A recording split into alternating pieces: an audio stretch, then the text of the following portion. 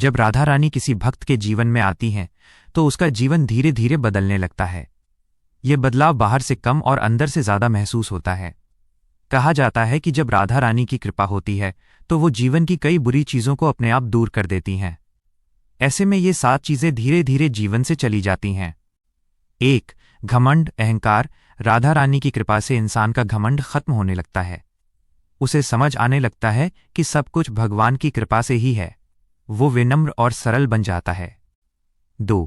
नकारात्मक सोच। जब राधा रानी का नाम और भक्ति जीवन में आती है तो मन से नकारात्मक विचार दूर होने लगते हैं। मन में शांति और सकारात्मकता बढ़ती है। 3.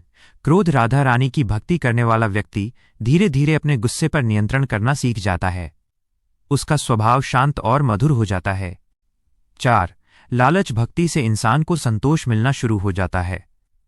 फिर उसे ज्यादा पाने की लालसा कम होने लगती है और वो जो है उसी में खुश रहने लगता है।